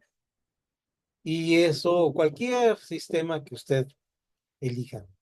Yo he recomendado a mis alumnos algunos sistemas para leer por lo menos el Nuevo Testamento. Creo que el cristiano debe leer todo la Biblia, eso es muy importante por libros, pero creo que, vamos a decir, como examen de kinder, debería leer por lo menos el libro de Hechos y el libro de Lucas. Eso sería lo básico. Y como primaria debería por lo menos leer las cartas Paulinas y como secundaria debería leer por lo menos todo el Nuevo Testamento y ya entrando a universitario debería leer por lo menos en la vida cristiana el, el- la Biblia completa, por lo menos leerlo. No como un libro, sino ir tomando libros de ahí, irlo haciendo, ¿no? Y si tiene un sistema, mejor. El libro que habla de narraciones en el Nuevo Testamento es el libro de los Hechos. El libro de los Hechos fue escrito por Lucas y es una segunda parte, ¿no? El escrito al famoso Teófilo, amante de Dios en griego, quien ama mucho a Dios. Para la mayoría de los creyentes, este libro no solo nos cuenta la historia de la iglesia primitiva, yo prefiero la palabra primera, de la iglesia primera, sino que sirve como el modelo normativo para la iglesia de todas las épocas. Y esta es precisamente nuestra dificultad hermenéutica. Es decir, el que sea un libro que sirve para toda la iglesia, como norma para toda la iglesia, es la primera dificultad hermenéutica. ¿Por qué está diciendo esto el manual? Porque entonces tendríamos que elegir a los diáconos como se eligió a estos diáconos. Esta primera iglesia surge como una iglesia en casa, según el propio libro de los Hechos, capítulo 2. En una iglesia en la casa y en una casa de una cultura griega, o el famoso okos, ¿verdad? O como se escribe, oikos. Entonces, este famoso tendencia a ver esta casa griega donde había un Kyrios, que era el señor o dueño de la casa, y debajo había una horizontalidad, todos los demás. ¿Quiénes estaban en esa horizontalidad? Esposa, hijos y esclavos. Y todos tenían el mismo nivel. Y todos podían ser vendidos o cambiados, desheredados. Entonces, todos estaban en el mismo nivel. Y curiosamente, este es el modelo que toma la iglesia primera, ¿verdad? Porque dentro de este oikos, dentro de los esclavos, estaban los diáconos, que significa los que servían en la economía, los que servían las mesas. ¿Recuerdan Hechos, los primeros capítulos? Ujú.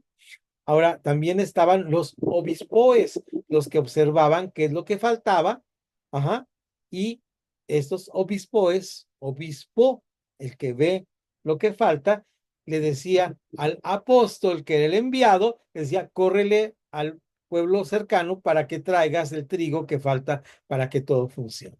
Y todos estos eran esclavos. Y este modelo lo toma la iglesia primera y tendríamos que hacer una hermenéutica, o sea, una interpretación del libro de los Hechos desde este hogar oikos o okos, como se dice ahora en griego. Este oikos, así como el yogur griego, ¿verdad? Es casa que tiene que ver con la familia que está en el libro de Efesios. Ahora bien, esta primera iglesia, esta iglesia primera, era una iglesia que vivía este oikos de Dios y debe ser la misma iglesia que tenemos ahora. No una iglesia donde se vive la familia como la tenemos ahora. Papá, y luego en jerarquía mamá, y luego los hijos, y ya no hay esclavos. Entonces, ¿qué pasa? Lo que está pasando aquí es lo que nos dice aquí, la mayoría del protestantismo evangélico tiene una mentalidad de movimiento de restauración. Es decir, siempre estamos pensando en que la iglesia debe estar restaurándose, reformándose. Y la iglesia primera era una mentalidad de una iglesia como casa de Dios, como cuerpo, como edificio vivo. Ujú. Entonces, este movimiento de restauración nos deja algunos problemas hermenéuticos. No estamos hablando si está mal o está bien. Es nuestra falta de precisión hermenéutica, es decir, de interpretación en cuanto a los hechos, en cuanto a lo que los hechos enseñan, lo que causa tanta división como hay en la iglesia. Es decir, si nosotros leyéramos, tuviéramos una lectura del libro de los hechos más histórica como narración y menos como si nos estuviera diciendo lo que tenemos que hacer ahora, tendríamos una iglesia más como la iglesia del libro de los hechos. ¿Cómo era la iglesia del libro de los hechos? Fíjese, en uno solo párrafo de la Biblia nos dice cómo debería o qué debería reflejar. Voy a poner un ejemplo, espero que no sea muy duro el ejemplo que voy a poner, pero está en el libro de los Hechos y el capítulo 2 es un capítulo extraordinario, pero en el último párrafo del capítulo 2 dice que algo pasaba, había una interacción entre la comunidad de fe y la comunidad del mundo.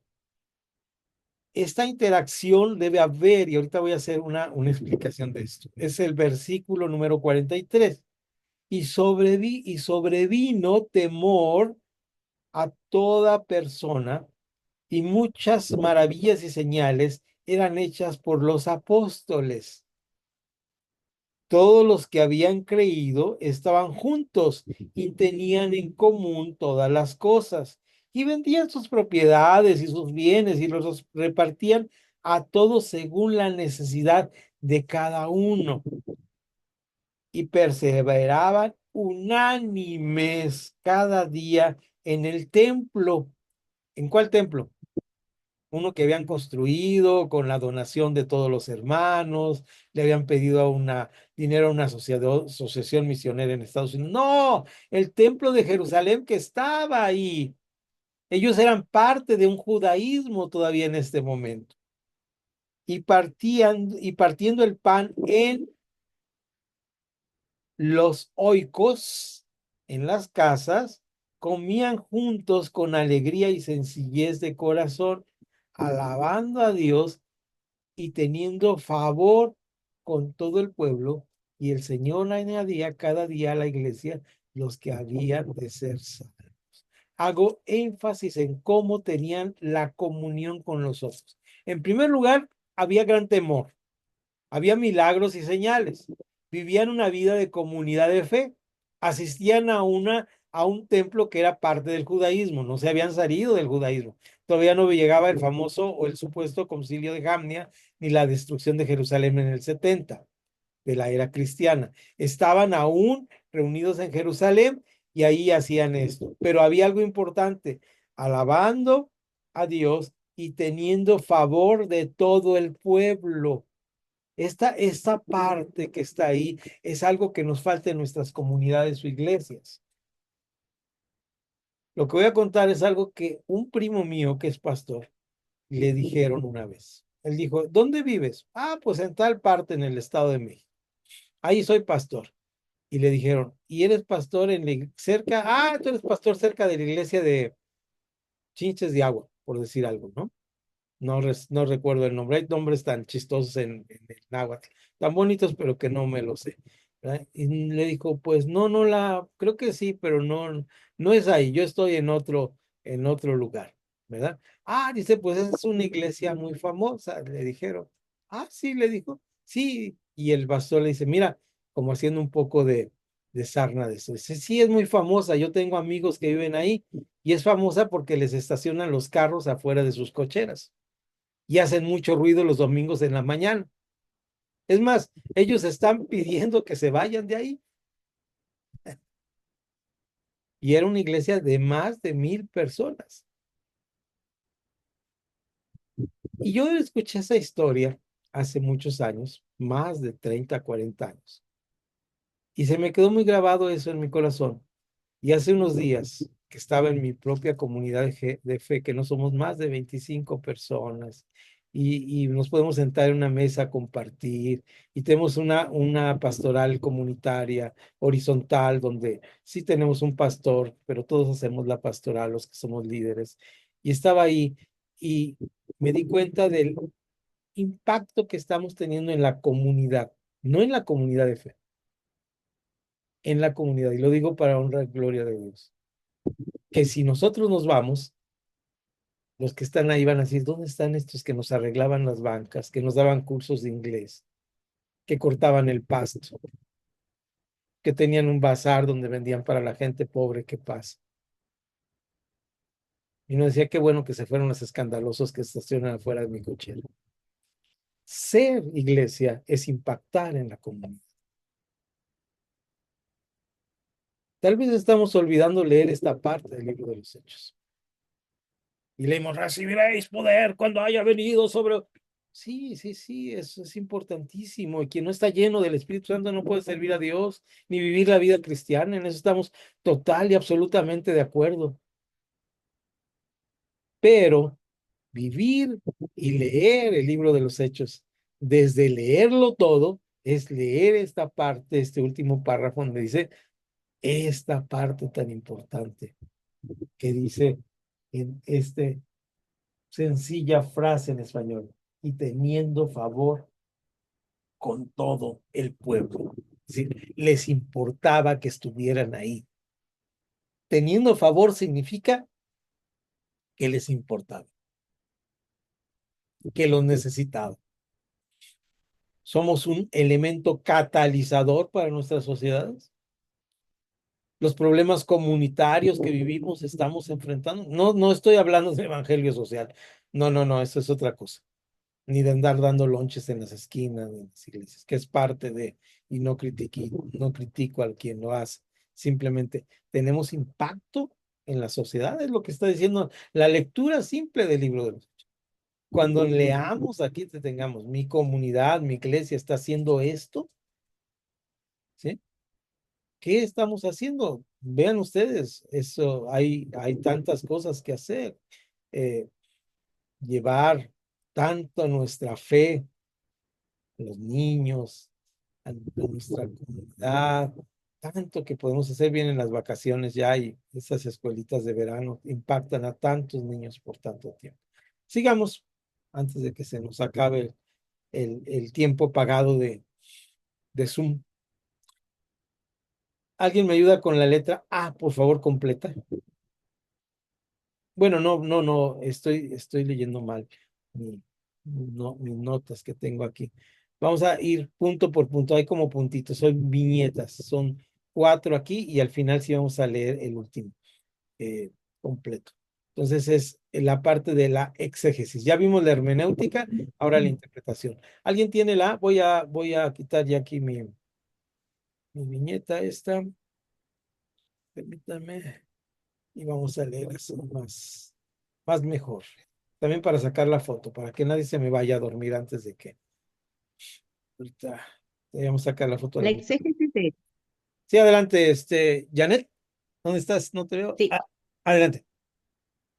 la exégesis de hechos, los hechos y la historia. Lucas, el autor de este libro, era gentil y su inspirada narrativa es al mismo tiempo un ejemplo excelente de historiografía griega. Tal historia no era escrita solamente para mantener un registro, ni para hacer la crónica del pasado, sino para animar, para informar, moralizar u ofrecer una apología, perdón. La cuestión del propósito de Lucas es al mismo tiempo la más importante y la más difícil, porque parece tener muchos intereses diferentes. Ahí está, gracias. Hasta ahí esta viñeta. Ahorita me sigues leyendo. Fíjense bien lo importante. Aclaramos algunas cosas del texto que son importantes. La apologética es la defensa de la fe y además era un historiador griego que vivía en una cultura griega y tendríamos que entender la cultura griega del primer siglo para entender bien la exégesis del libro de los Hechos. ¿Quién nos puede ayudar a entender a los historiadores griegos? Nos puede ayudar un señor que se llama Flavio Josefo. Ese señor Flavio Josefo también fue historiador al mismo tiempo. Por ahí les mando, déjenme anotar aquí en mis notas, a mandarles algo de Josefo, el historiador. Y creo que tengo por ahí algo en internet, que está. Y Flavio Josefo fue un historiador que escribe La Guerra de los Judíos y otras cosillas ahí. Son aburridas de leer, pero como libro de consulta puede darnos algunos datos y empezarlo a leer para ver cómo es el estilo de Lucas, que indagó diligentemente, ¿no? Dice, viendo que muchos han tratado de poner en claro lo que ya muchos han dicho, y en Hechos dice, te sigo investigando y investigué cómo Jesús con pruebas y utiliza la palabra indubitable. Todo eso nos habla de la forma en que los griegos hacían historia. Seguimos, por favor, Janet, ya que estás ahí, con la siguiente Un, vi- viñeta. un vistazo global a hechos. Los hechos se dividen a veces según el interés de Lucas en Pedro, capítulo 1, 12, y en Pablo, el capítulo 13, 28. O Permíteme. según Aquí es importante, la primera parte tiene dos secciones, el capítulo 1 y el capítulo 2 del volumen del libro de los Hechos. Pedro y Pablo. Lo primero es del 1 al 12 y luego del 13 al 28. Adelante. o según la expansión geográfica del Evangelio, que viene en el 1:7, ¿sí? Ujú. Jerusalén en el 8:10, Samaria y Judea en el 11 y 28, hasta lo último de la tierra.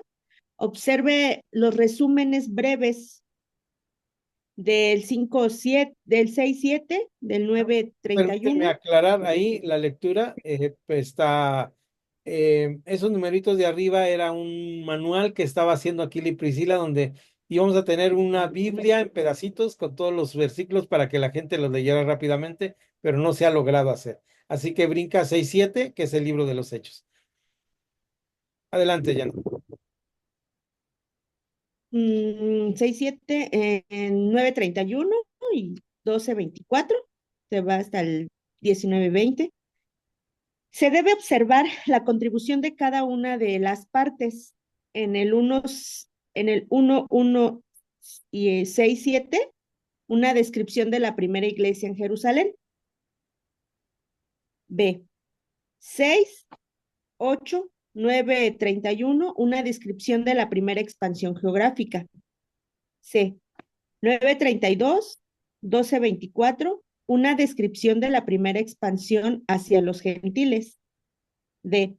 12-25, 16-5, una descripción de la primera expansión geográfica dentro del mundo gentil bajo la guía de Pablo. E. 16-6, 19-20, una descripción de la progresiva expansión hacia Occidente dentro del mundo gentil ahora en Europa. F. 19-21, 28-30, una descripción de los sucesos que llevaron a Pablo y al Evangelio a Roma.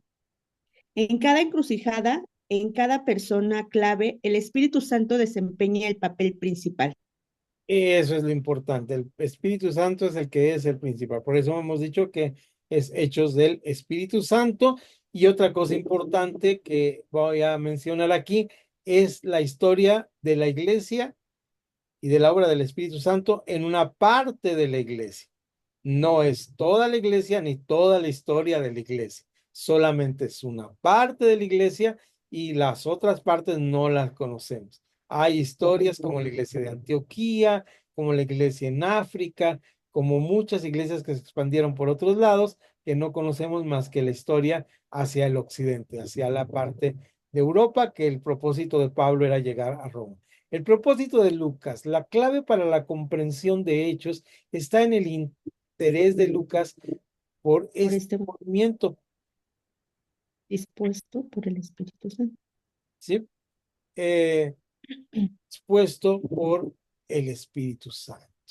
Este movimiento que está dispuesto por el Espíritu Santo. Noten la palabra movimiento aquí. Es una parte de lo que dice ahí. La palabra movimiento tiene que ver con la palabra dinamus o dinamo, que es la palabra griega, que a veces decimos dinamus, como se escribe, pero no se pronuncia así, se pronuncia dinamo. Y esta palabra dinamo es la palabra dinamo en español, que significaba el productor de energía o de la fuerza del movimiento, este empuje del Espíritu Santo. Este interés se comprueba por lo que Lucas no nos cuenta. Él no muestra interés en la biografía de los apóstoles. Tiene poco interés en la organización de la iglesia. No se menciona ningún otro desarrollo geográfico más que en dirección a Jerusalén, de Jerusalén a Roma. La historia de la iglesia en sí no fue la razón que tuvo Lucas para escribir. Es un libro de la historia de la iglesia cuya razón no era la historia de la iglesia. Entonces, eso tenemos que verlo con claridad cuando lo leamos. Habrá otras historias que no nos está contando. De hecho, descubrimos mucho de la historia de la iglesia de la misma razón, en el mismo sentido y en otra dirección con las cartas de Pablo, ¿verdad? Encontramos ahí organización de la iglesia, cómo se organizaba, los que estaban, los lugares geográficos, por las cartas. Lucas tenía otro interés. El interés de Lucas no era la uniformidad en las cosas, conversiones, iglesias. Gran parte del libro de los Hechos fue escrito por Lucas con el propósito de que sirviera de modelo, no en lo específico, sino en lo global. Esto es importante. Esto era el propósito de Lucas y seguramente el Espíritu Santo estaba inspirando. Un ejemplo de exégesis, vamos a leerlo ahí. ¿Alguien me lo lee, por favor? Este ejemplo de exégesis. Y por favor, alguien lee Hechos 6, 1 al 7. Ahí nos vamos a detener un poquito en los minutitos que nos faltan. La narración de 6:1-7 no nos habla de la primera organización de la iglesia, con clérigos y diáconos laicos de la escena de la primera expansión de la iglesia fuera de su base original. Ok, gracias, Reina. Fíjense bien, la narración que alguien va a leer ahora no nos habla de una organización como si así lo tuviéramos que organizar en todas las iglesias. Vean ustedes la narración. ¿Alguien la puede leer, por favor?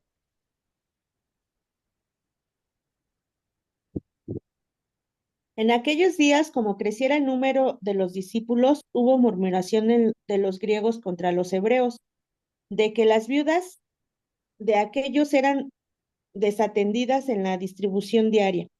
Entonces los 12 convocaron a la multitud de los discípulos y dijeron: no es justo que nosotros dejemos la palabra de Dios para servir a las mesas. Buscad, pues, hermanos de entre vosotros, a 6 varones de buen testimonio, llenos del Espíritu Santo y de sabiduría, a quienes encarguemos este trabajo. Y nosotros persistiremos en la oración y en el ministerio de la palabra.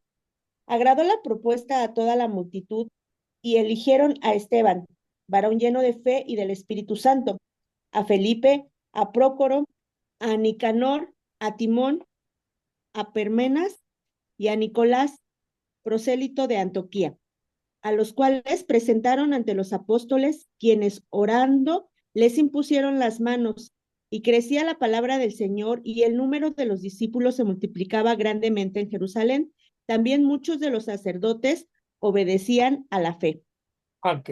Este pasaje podríamos decir, entonces de aquí vamos en nuestra iglesia a nombrar 7 diáconos porque es el ejemplo en el libro de los Hechos. Primer lugar, primera cuestión exegética. No hay problema en nuestras iglesias entre los creyentes griegos y los creyentes hebreos. ¿Qué era este problema? Había 2 tipos de judíos, 2 pensamientos de los judíos, los helénicos que tenían un pensamiento griego y los judíos de Jerusalén. La iglesia había llegado a nacer en medio de una fiesta donde había muchas gentes invitadas. Hagan de cuenta que era una fiesta religiosa y había muchos invitados. Hagan cuenta, fíjense bien la palabra, hagan cuenta que de repente tenemos el día, no me acuerdo, es 12 de qué mes, creo que es el último mes del año y no me acuerdo qué fiesta hacen allá en el Distrito Federal, todo eso lo he olvidado desde que no voy para esos lugares, y en ese lugar de repente viene un avivamiento en esa peregrinación y todos se convierten. Tenemos una iglesia de, ¿cuántos peregrinos tenemos ahí? Cientos. Aquí tenemos el 12, pero de noviembre nosotros acá con la General Azapopana que tenemos por aquí. Imagínense que todos se convierten y hay un avivamiento y entonces ya decimos, tenemos una iglesia de tantos convertidos. Pero resulta que esas personas tienen que regresarse al lugar de sus casas. Recuerdan que les oyeron hablar en sus propios idiomas las maravillas de Dios cuando estaban hablando en lenguas que fueron dadas por el Espíritu Santo.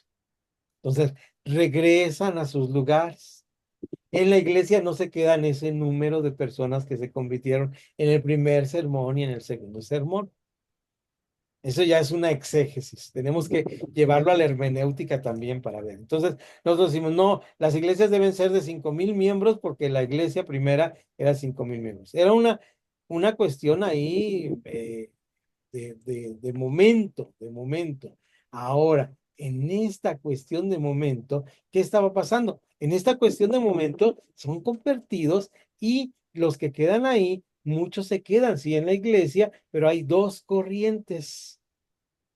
La corriente helénica, ¿y qué creía principalmente la corriente helénica? Ellos creían que no había resurrección, que eran más dados a la filosofía y que debían hablar totalmente el griego kiné o koiné, como se escribe, pero se pronuncia kiné, y que era este pensamiento de la cultura griega, donde era totalmente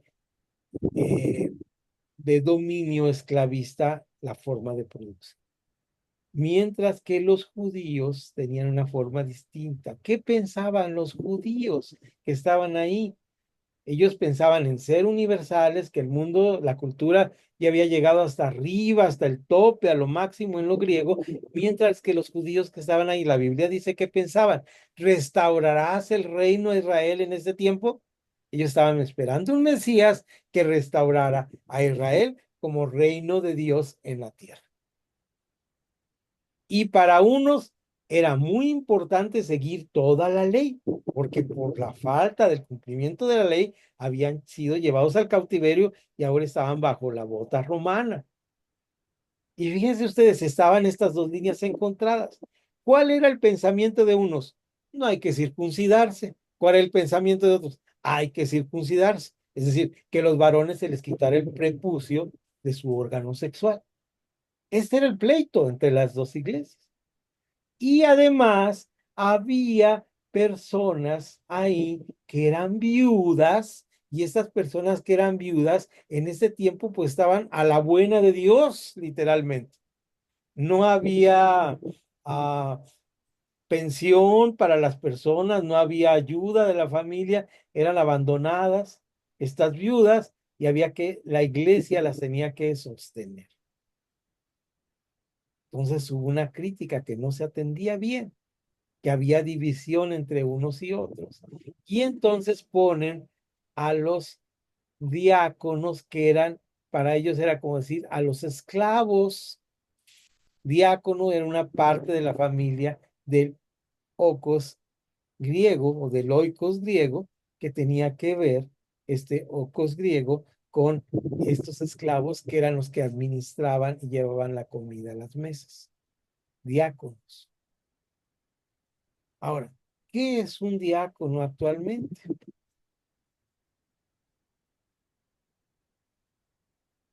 En muchas de las iglesias, cuando más mejor nos va, son los servidores, porque a veces es un rango como de autoridad, ¿no? Entonces, qué triste es esto. Yo, por ejemplo, como maestro, soy servidor, esclavo, y si otro va a predicar, ahí voy a estar, no porque soy maestro, me voy a salir del servicio, voy a andar ahí por ahí papaloteando. Entonces, esto es importante. ¿Cómo podemos hacer una, una doctrina fuera del exégesis de lo que estaba pasando en Hechos capítulo 6 con los diáconos? Es decir, hay que nombrar diáconos y los diáconos están en la Biblia porque ahí dicen que en Hechos capítulo 6. No, está hablando de una narración de algo que pasó en la historia de la iglesia. Imagínense que yo diga, hermanos, ustedes están en una doctrina equivocada ya con el pastor Moy, porque ahora que fui, no tienen micrófonos con bolitas rojas. Yo a la primera iglesia que asistí, había unos micrófonos con bolitas rojas y las sillas tenían un respaldo que decía silla para el que va a predicar. Es que no podemos hacer de algo narrativo algo doctrinal. ¿Se entiende esta parte, queridas y queridos? Esto es parte de leer la Biblia en las partes narrativas adecuadamente. Tengamos cuidado con esto. Vamos a poner rayita aquí. ¿Dónde nos quedamos? Déjenme buscar para poner yo también rayita aquí. Ya los minutos. Aquí está. La parte B, hermenéutica de los hechos, porque ahí tengo mucho que platicarles. Me fui un poquito más. Si tenemos que tomar clases extras, no importa, no se les cobra. Es broma, hermanos. Vamos a terminar nuestras horas, pero sí quisiéramos revisar y no se me vayan, porque los comentarios finales son muy importantes y la retroalimentación.